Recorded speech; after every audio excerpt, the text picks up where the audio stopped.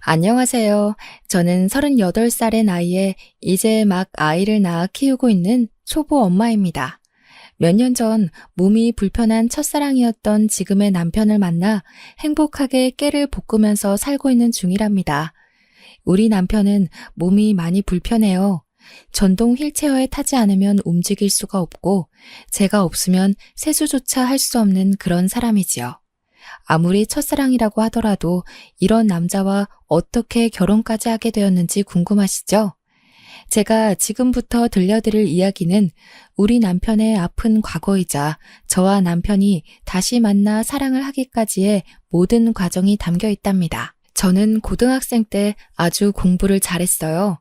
그래서 서울에서 꽤 알아주는 4년제 대학에 입학을 하게 되었습니다. 다들 대학 입학의 꿈들 하나씩은 가지고 있잖아요.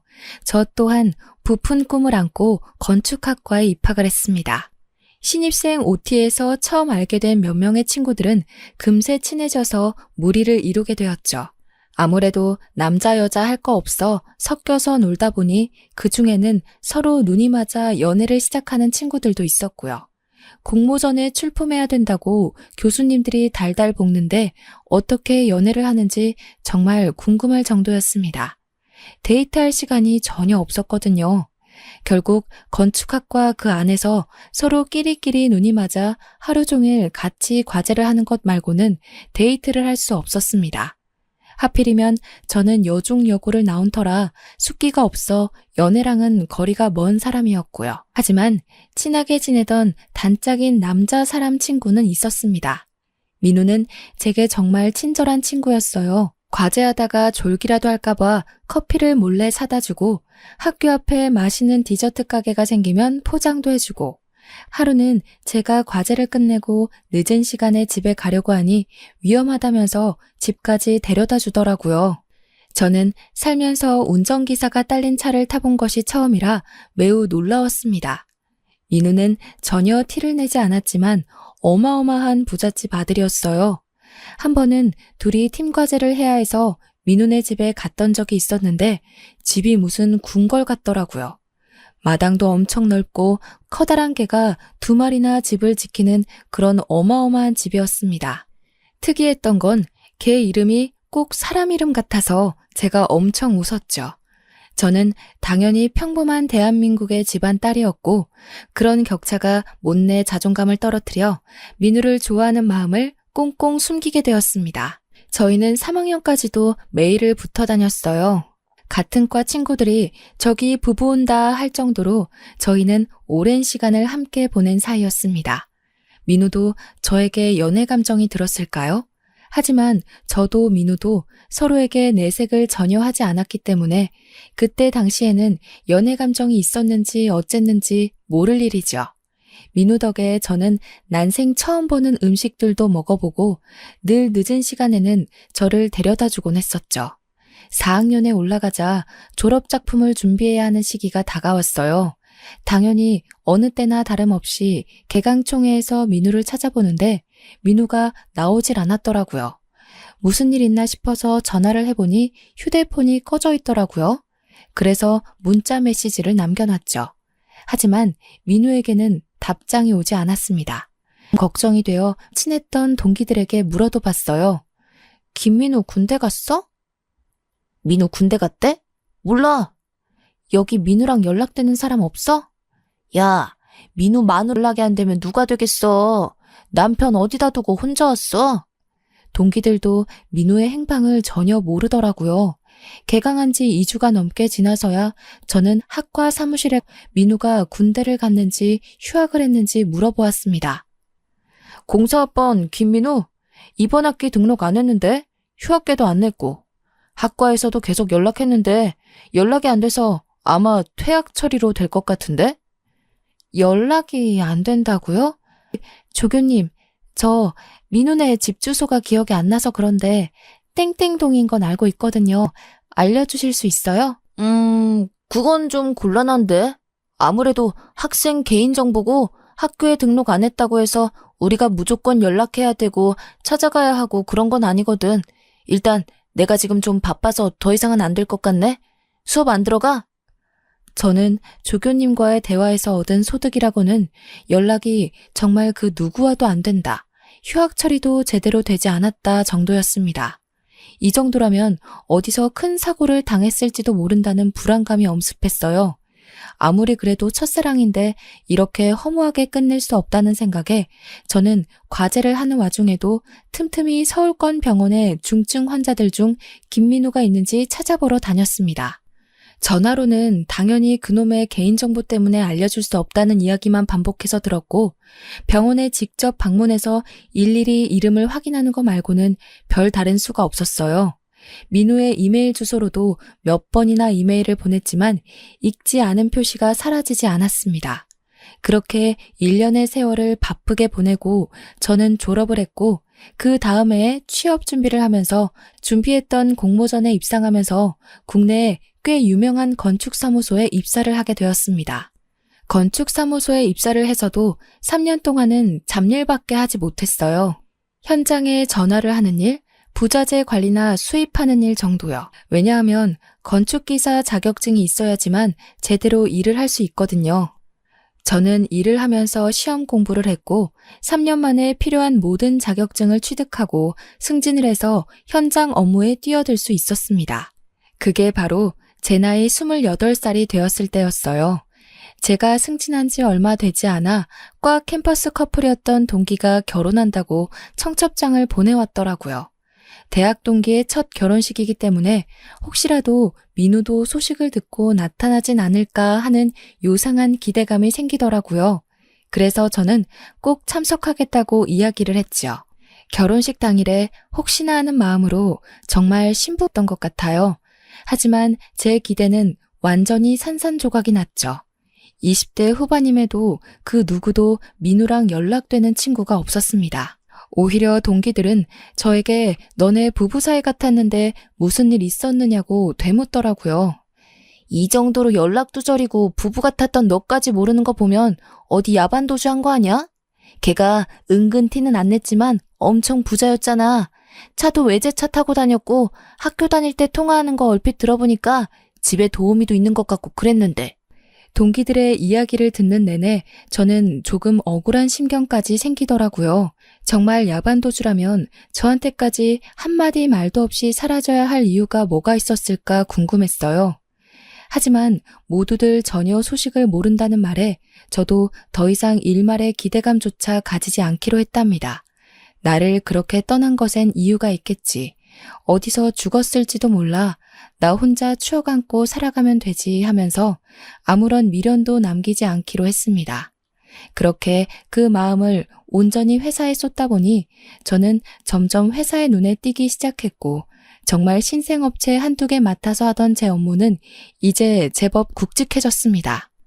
회사에서도 초고속 승진이라고 나이 30에 이 정도 업무를 맡는 사람은 처음인 것 같다면서 비행기도 태워주셨어요. 건물을 하나 설계하는데 드는 시간과 비용이 얼마나 되는지 상상이 안 되시죠? 캐드라는 프로그램으로 일일이 도면과 조감도를 만들어내는 게 생각보다 쉬운 일이 아니라 저는 업체가 늘어나자 정신이 안드로메다에 가 있는 것처럼 바빴습니다. 출장도 상상 이상으로 많아졌어요. 정말 국내에 안 가본 동네가 없을 정도로 구석구석 비어있는 땅은 다 돌아다닌 것 같습니다. 집안을 어떻게 닦을 것인지, 건물을 어떻게 올려야 효율적인지 답사를 다녀야만 작업을 시작할 수 있었어요.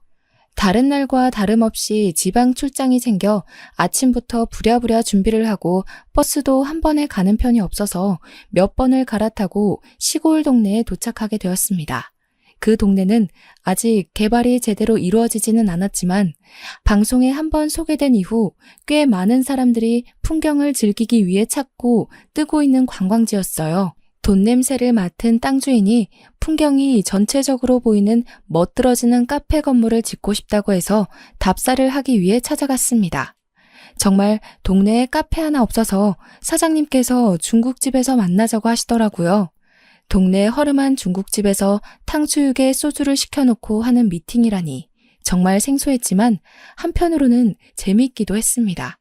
지방 특성상 밥집에서 가끔 미팅하는 경우도 있긴 했었거든요. 물론 이렇게 테이블 4개가 전부인 중국집은 처음이었지만요. 한창 건물의 효율성과 디자인, 부자재에 대해 설명하면서 가닥을 잡아가고 있는데 소주를 드시던 사장님께서 대뜸 시집은 갔냐면서 호구조사를 시작하시더라고요. 일하는 재미에 푹 빠져서 연애도 아직이에요. 대신 경력은 탄탄하니 믿고 맡겨주시면 걱정 하나 없게 잘해드릴게요. 내가 우리 윤지의 과장 소문이야 익히 들어서 알고 있지. 근데 윤 과장 몇 살이지? 31? 32? 제가 좀 동안이죠? 이래 보여도 35 먹었습니다. 그래? 학교도 서울에 어디 나왔다고 거기 소장한테 들었는데 XX 대학교였던가? 사장님이 너무 코치코치 저의 사생활을 묻는 것 같아서 기분이 좀 그랬지만 어쨌든 꼭 성공해야 할 프로젝트이기도 했기에 사장님의 비위를 거스르지 않으려고 꼬박꼬박 대답을 했어요. 네, 맞아요. XX 대학교 건축학과 나왔어요. 이런 인연이 다 있나? 윤 과장 김민우라고 알아? XX 대학교 건축학과 출신에 나이도 비슷한 것 같았는데. 저는 민우의 이름이 나오자 소스라치게 놀랐습니다. 그렇게 10년을 넘게 수소문했던 민우의 이름을 이런 자리에서 사장님께 듣게 되다니요. 사장님이 민우를 어떻게 아세요? 혹시 민우가 다른 건축사무소에서 일하고 있나요? 그쪽 업체에도 견적 의뢰하셨었어요?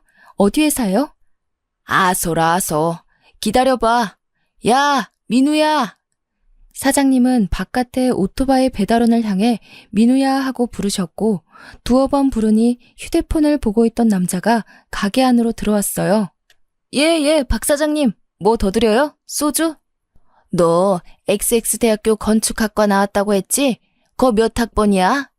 아, 몇 번을 물어보셔. 04학번, 35살.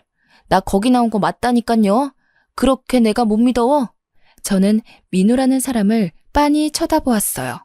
분명 XX 대학교 나온 건축학과 04학번 김민우는 제가 아는 김민우 하나뿐인데 묘하게 기시감이 드는 얼굴이었습니다. 정말 길에서 만나면 모르고 지나칠 법한 아무리 10년이 넘는 세월이 흘러 강산이 바뀌었다고 해도 이렇게까지 다른 얼굴일 수 있나 싶은 모습이었어요.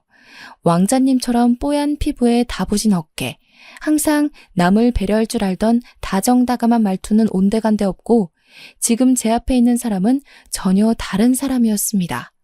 깡마르고 새까만 피부에 눈도 민우보다 훨씬 동그랗고 뭔가 이국적인 느낌이 물씬 풍기는 얼굴이었어요. 말투야 뭐 시골에 살다 보면 촌스러워지고 되바라질 수 있다고 생각은 하지만 분위기 자체는 잘 안 바뀐다고 생각했는데 이건 분위기뿐만 아니라 얼굴도 달라졌으니까요. 김민우 맞아? 나 윤지혜인데. 지혜야 당연히 알지. 잘 지냈어? 동기 애들은 다 잘 지내고 내가 연락을 못했다. 너 왜 4학년 되자마자 휴학계도 안 내고 그렇게 소리소문 없이 사라졌어? 군대 간 줄 알고 수소문했는데 그것도 아니고 무슨 일이 있었던 거야? 내가 아는 김민우가 아닌 것 같아서 그래.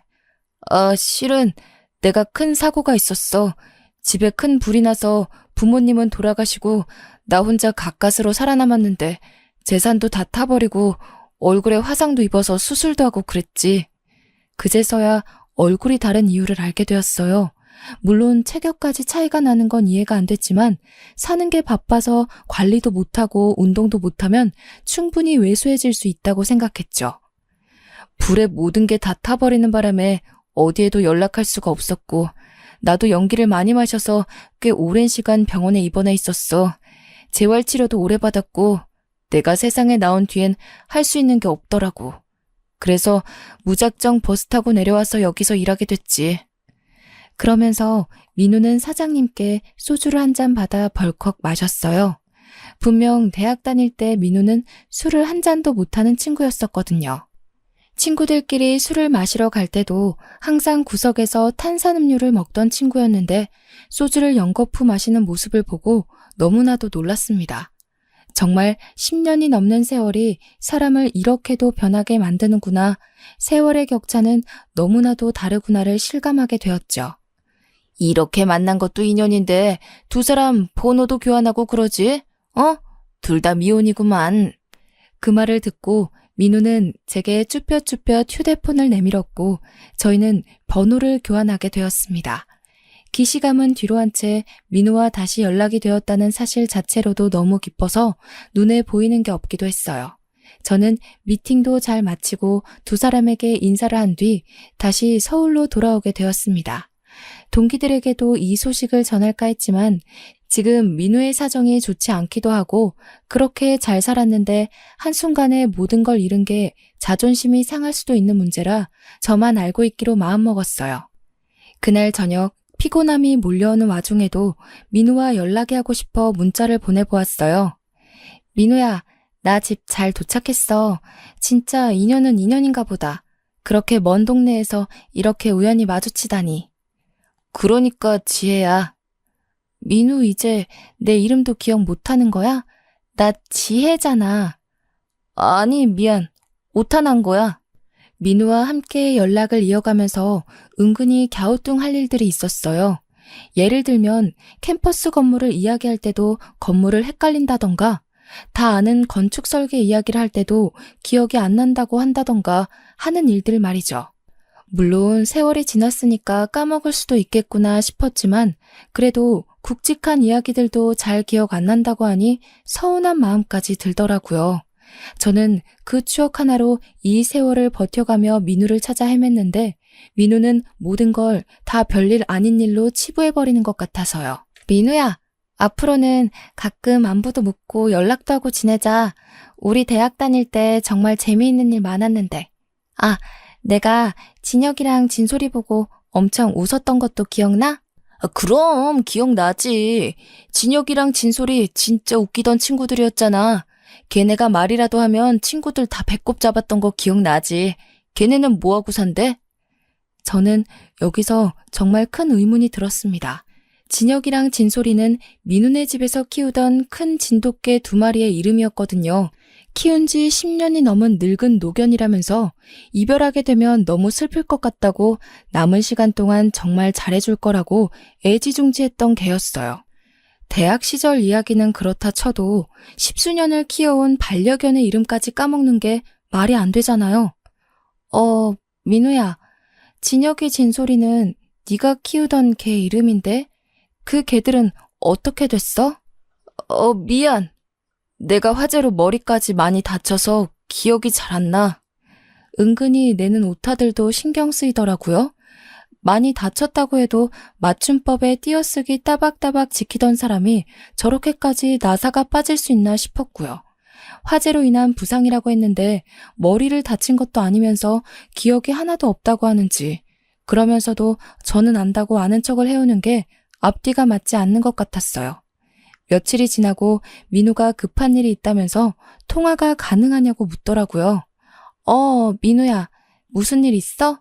급한 일이 뭔데? 내가 배달 일을 하다가 사고가 났어.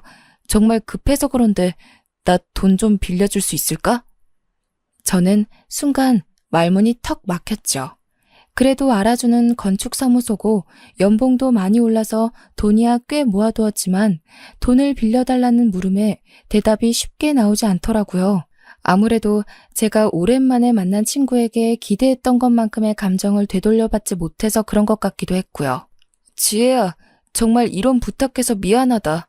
내가 지금 연락하는 친구가 너뿐이라 사고가 났는데 가족도 없고 내가 가진 게 없어서. 그렇게까지 말하는데 안 되겠다고 다른 데 가서 알아보라는 말을 못 하겠더라고요. 그래서 필요하다는 돈이 얼마냐고 물었고 500만 원이라고 하길래 바로 송금을 해줬어요. 몇 천만 원 단위였다면 거절했겠지만 솔직히 500만 원 정도는 빌려줄 수 있었거든요. 민우는 꼭 갚겠다면서 너무 고맙다고 제게 연신 인사를 전했습니다. 그런 모습은 꼭 예전이랑 비슷해서 찝찝함은 뒤로 하고 잘한 일이다 라고 생각하기로 마음을 먹었어요. 그 뒤로도 몇 번 사고 치료를 위해 병원에 가야 한다. 사고 나면서 깨진 그릇들을 변상해야 한다면서 20만 원, 30만 원 짜잘하게 돈을 빌려갔죠. 몇 번이나 거절하려고 했지만 마지막이다. 진짜 미안하다. 지혜 너한테 이러면 안 되는데 등등 말로 구슬리기에 못 이기는 척 빌려주게 되었습니다. 정말 마지막이라 그런데 지혜 너 월급날 가까워지지 않았어? 나 300만 원만 빌려줄 수 있어? 민호야, 내가 너한테 여태 빌려준 돈이 거의 800만 원 가까이 돼. 어떻게 나한테 갚으려고 자꾸 돈을 빌려달라고 그래? 그리고 여태 빌려간 돈 한 푼도 안 갚았잖아. 나도 생활이 힘들어서 더는 못 빌려줄 것 같아.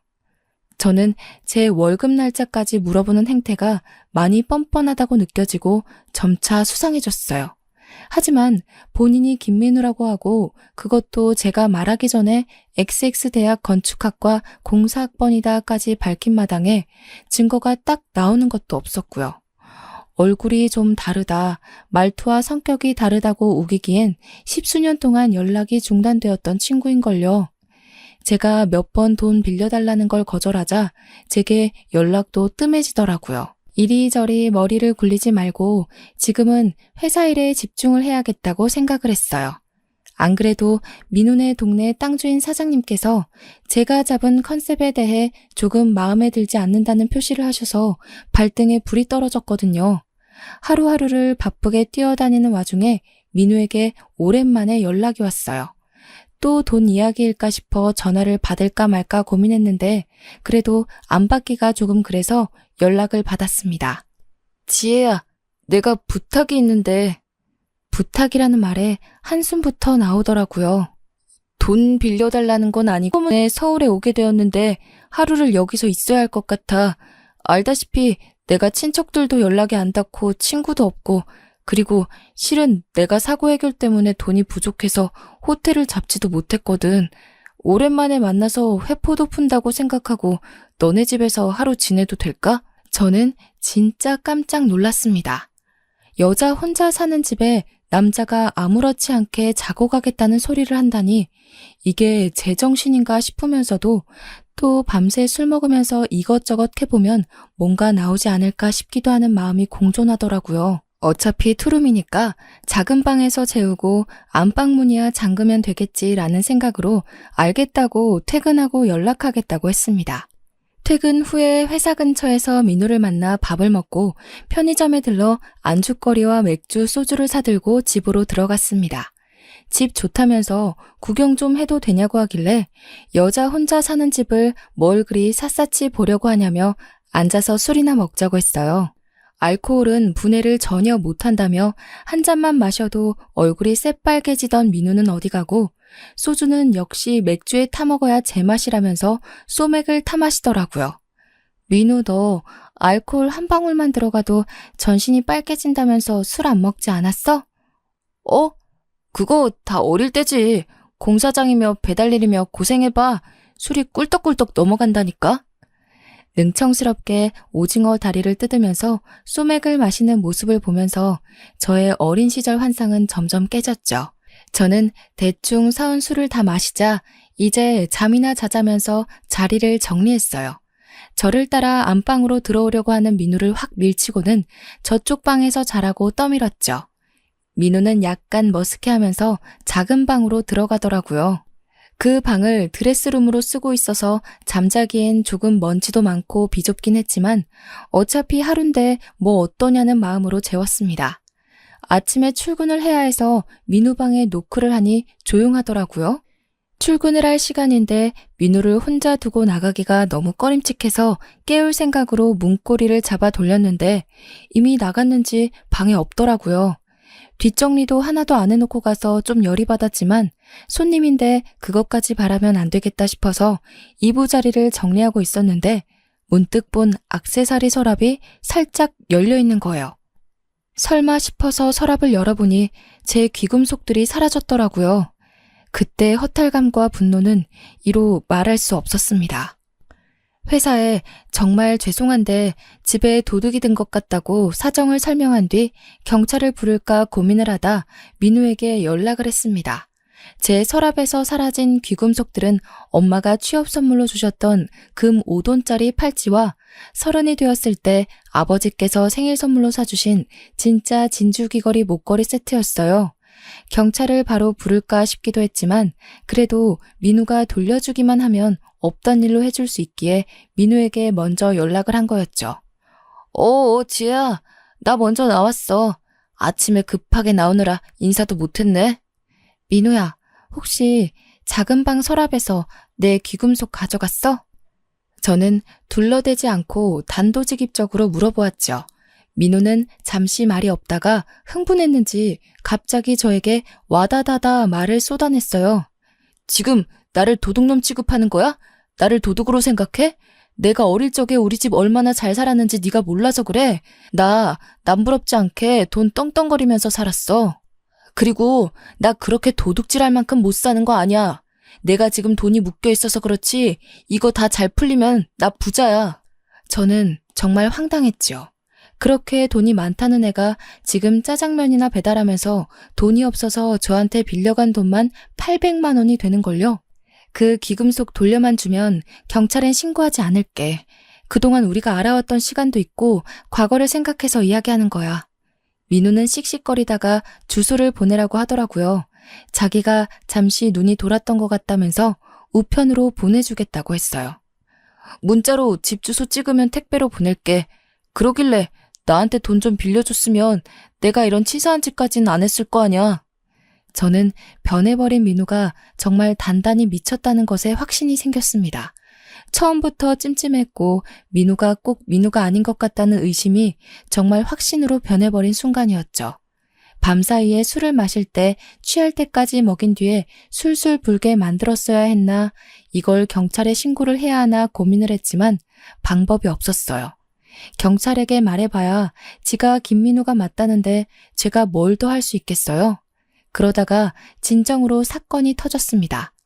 카페를 짓겠다던 사장님께서 저와 건물 디자인 협의까지 다 맞춰놓고 발주를 넣었는데 유리창 부분이 마음에 안 든다면서 더 넓혀달라고 요구를 하신 겁니다.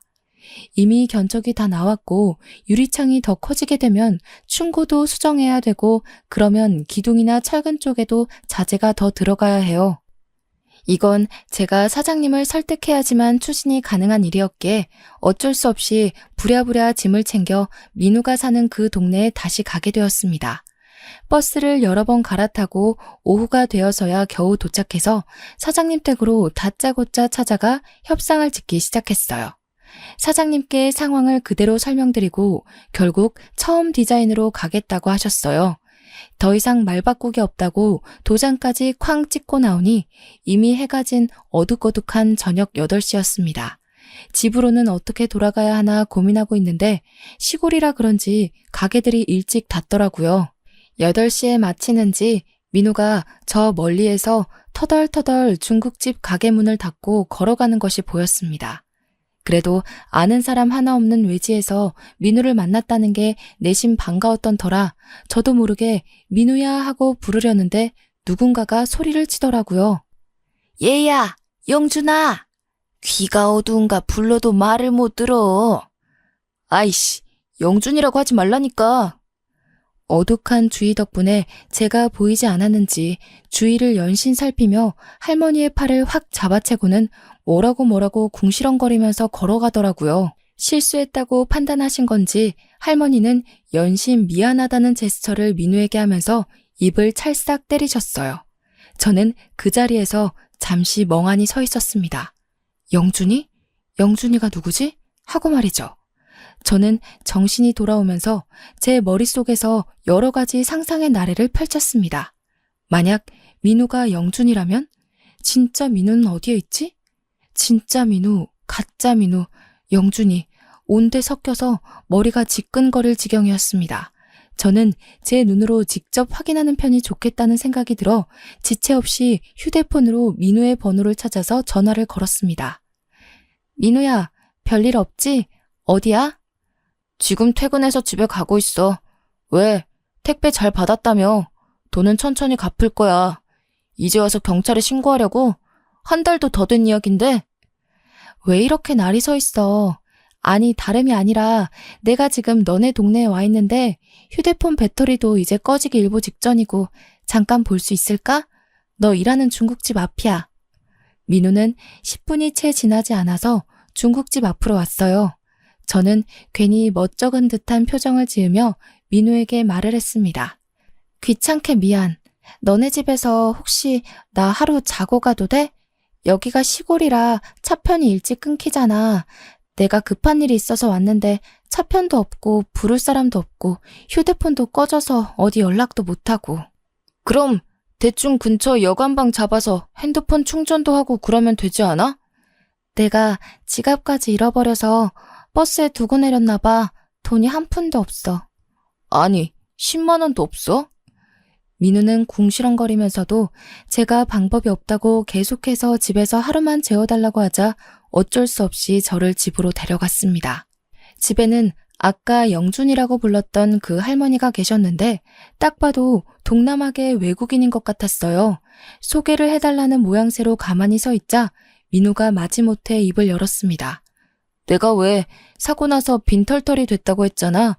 무작정 여기로 왔는데 이 할머니가 자식이 없다고 같이 살자고 하셔서 내가 같이 살면서 보살펴드리고 있어.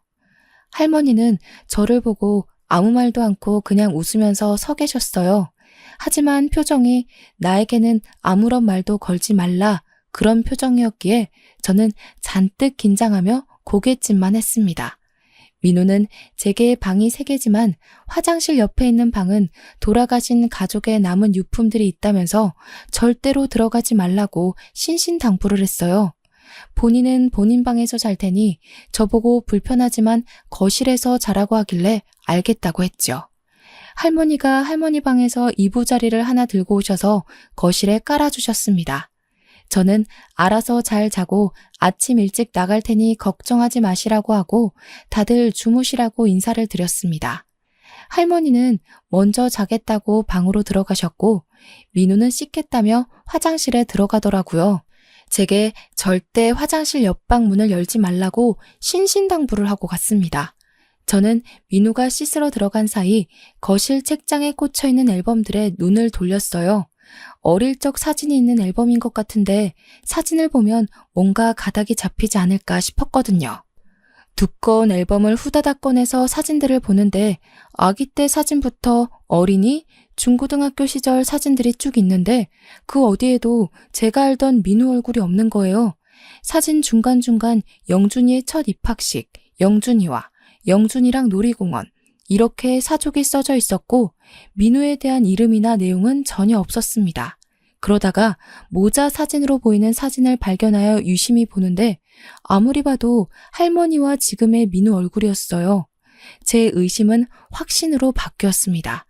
그 사진 한 장을 몰래 주머니에 쑤셔놓고 원래 있었던 자리에 앨범을 꽂아놓았죠. 때마침 민우도 씻고 나오더라고요.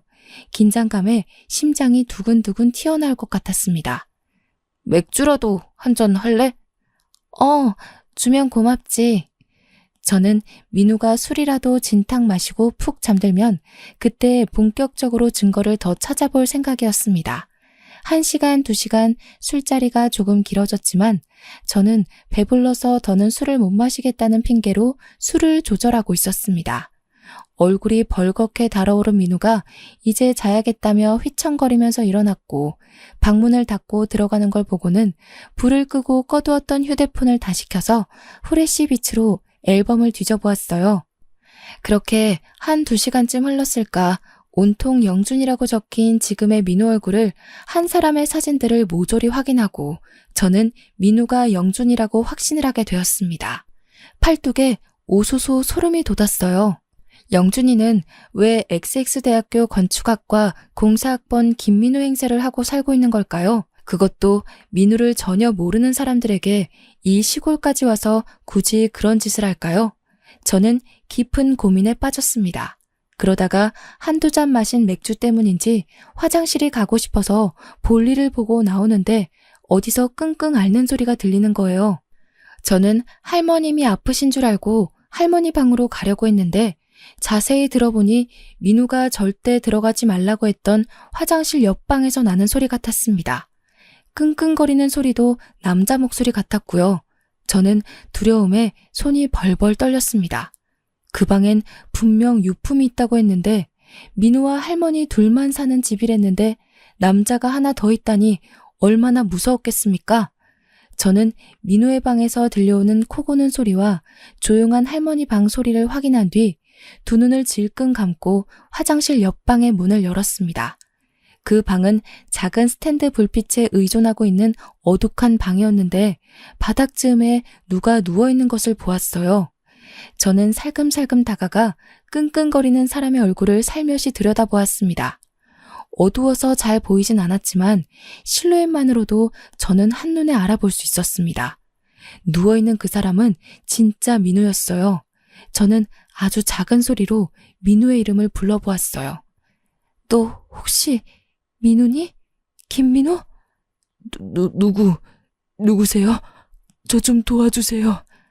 나 XX대학 건축학과 공사학번 윤지혜야. 나 알겠어? 이게 다 무슨 꼴이야.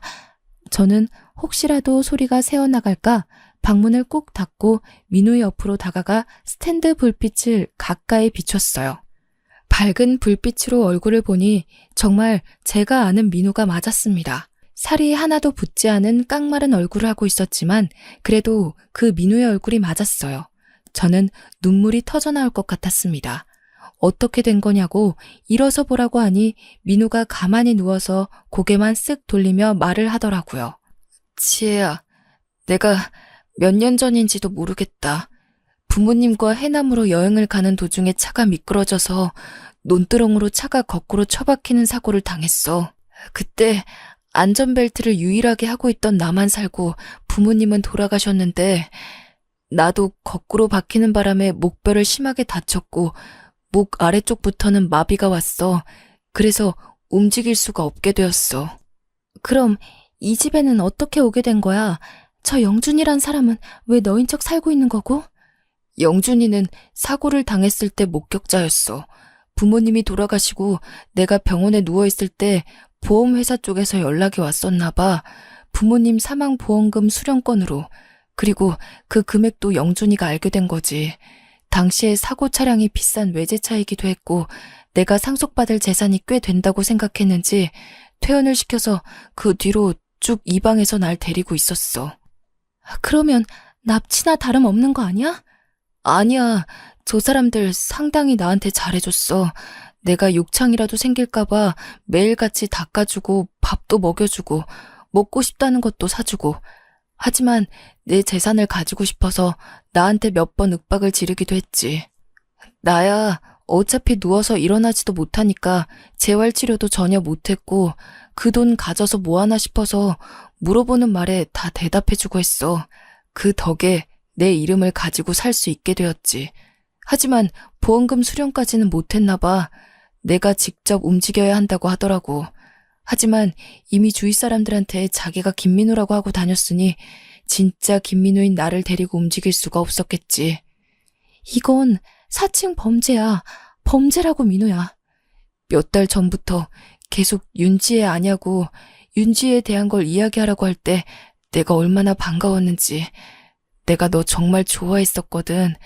그런 사고만 아니었으면 우리가 이런 꼴로 만나지 않았을 텐데. 저는 눈물이 너무 많이 흘러나와서 주체할 수가 없었고 제 울음소리가 점점 커져 모두들 깰 것만 같았어요. 뼈밖에 남지 않은 민우였지만 저는 어디서 그런 힘이 나왔는지 누워있는 민우를 혼자서 이리 돌리고 저리 돌리고 결국 등에 들쳐업었습니다. 민우는 제게 뭘 하려고 그러냐면서 이미 본인의 사진은 마비되어 아무것도 할 수 없는 몸이라고 했지만 저는 재활치료를 전혀 못 받았다는 말이 가슴에 콕 박혔어요. 목 위로는 움직일 수 있고 목뼈가 산산조각 난 것도 아니고 서울에 있는 병원에서 제대로 진단받고 치료를 받으면 가능성도 있지 않겠냐는 희망을 가졌죠. 새벽 4시 해도 뜨지 않은 어둑한 밤. 저는 민우를 들쳐업은 채로 그 집을 나와 무작정 뛰었습니다. 10수년을 누워서 주는 밥만 먹으면서 지냈으니 근육이고 지방이고 남아있는 게 있었겠습니까? 가시 같은 몸이라 제가 들쳐업어도 무게가 많이 나간다는 생각이 전혀 안 들더라고요. 무작정 걷고 또 걷고 어딘지도 모르는 길을 걸어 딱 한 대 있는 택시를 발견했습니다. 땀이 범벅되어 깡마른 사내를 업고 택시를 탔으니 택시 아저씨도 무슨 큰일이라도 난 줄 알고 저를 태워주셨어요. 저는 어디든 제일 가까운 시외터미널로 가달라고 했고 버스터미널에 내려서 서울로 가는 버스를 탈 수 있었습니다. 서울에 도착하자마자 제일 먼저 한 일은 당연히 병원으로 가는 일이었습니다. 서울에 오니 주위의 도움을 받을 수 있더라고요. 병원으로 가서 MRI, CT 찍을 수 있는 건 다 찍고 의사를 만났습니다. 지금 촬영본 보시면 목뼈 쪽 신경이 제대로 치료가 되지 않아서 눌려 있습니다. 그래서 사지에 힘이 들어가지 않고 마비 증상이 온 거고요. 더불어 사고의 여파인지 척추 신경에도 손상이 있습니다. 이건 약물 치료로 호전될 부분은 아니고요. 목뼈 쪽은 이미 협착이 되어서 수술을 하려면 아주 대수술이 될 겁니다. 거기다가 목숨을 장담하기도 어렵고요. 하지만 수술이 잘 된다면 이미 오랜 시간 신경이 눌려 눈에 띄는 회복은 어렵지만 팔 정도는 움직일 수 있게 될 겁니다. 저는 민우와 함께 의사 선생님의 말을 듣고는 민우의 의사를 물었습니다. 마음을 다잡은 듯 위험해도 수술을 하겠다고 결정을 지었고 그렇게 입원한 지 일주일 만에 급하게 민우의 수술 날짜가 잡혔습니다. 수술을 기다리는 일주일 동안 저는 민우가 받아야 할 보험금들을 알아보게 되었고 오랜 시간이 지나 보험회사도 그만큼 고객 서비스가 발전했는지 직접 병원으로 와주었어요. 직원과 함께 그동안 수령치 못했던 보험금을 정산받게 되었고 그 돈으로 수술비도 결제할 수 있었습니다. 더불어 변호사를 통해서 상속받지 못한 재산에 대한 권리도 찾게 되었고 폐가처럼 변해버린 민우가 살던 집 또한 민우의 명의로 이전하도록 진행하게 되었습니다. 민우의 수술은 10시간이 넘는 큰 수술이었고 다행히 수술이 잘 되어 삐뚤게 맞춰진 뼈를 바로 잡게 되었습니다. 하지만 바로 마비가 풀리는 그런 기적은 당연히 없었고요. 일단 몸의 근육이 거의 남아있지 않습니다. 몸무게도 50kg가 안 됩니다. 지금은 걷는 것도 무리가 갈 수 있기 때문에 재활과 더불어 운동 치료를 약하게 시작해야 합니다. 어느 정도 몸에 근육이 생기고 순환이 완벽하게 되는 시기부터는 마비를 풀기 위한 재활이 들어갈 거고요. 걸리는 시간은 장담할 수 없습니다. 10년이 걸릴지 20년이 걸릴지 혹은 평생 돌아오지 못할 수도 있습니다. 저는 민우가 제 손으로 글씨라도 한번 써봤으면 좋겠다는 마음으로 재활치료를 빠지지 않고 받자고 말을 했어요. 민우는 눈을 꿈뻑이며 제게 당연하다는 듯 알겠다고 했고요. 수술이 끝난 뒤 영준이라는 사람을 경찰에 신고했습니다. 경찰에서는 민우의 진술을 토대로 영준이라는 사람을 찾기 시작했고요. 당연히 민우가 사라진 걸 알게 된 이후 그 모자는 집을 버리고 떠났는지 빈집으로 남아있다고 했습니다. 사람이 사는 최근 흔적이 보이지 않는다고요. 제가 알고 있던 휴대폰 번호도 전부 없는 번호로 뜨고 모든 걸 버린 채 야반 도주를 한 거죠. 경찰은 꼭 잡고야 말겠다고 저희에게 약속을 했고 저희는 경찰을 믿고 치료에만 힘을 썼습니다. 그렇게 1년 동안 저는 민우 옆에서 모든 걸 함께 했고 가족이 없는 민우를 저희 집으로 데리고 와서 제가 퇴근하고 나서부터는 어떻게든 수발을 들었고요. 결국 제게 너무나도 미안해하는 민우에게 먼저 프로포즈도 했습니다. 민우는 염치가 없다며 몇 번이나 거절했지만 부끄럽게도 저에게 아이가 생기자 눈물을 흘리며 결혼을 하자고 하더라고요. 38살. 지금의 나이가 되어서야 갓난쟁이를 낳았고 지금은 민우와 깨볶는 신혼, 정신없는 육아를 하면서 행복하게 살고 있습니다. 제가 외벌이로 나가서 일을 하지만 민우가 가진 재산이 많아서 나중에 일을 그만두더라도 먹고 사는 데는 지장이 없을 것 같아요. 아무래도 휠체어를 타고 다니고 아직 손가락 하나 움직일 수 없는 몸이라 사회의 시선이 두렵기도 하지만 우리 아이와 함께 남편과 함께 행복하게 살려고 합니다. 평생 후회 없이 행복하게 살게요. 응원 부탁드려요.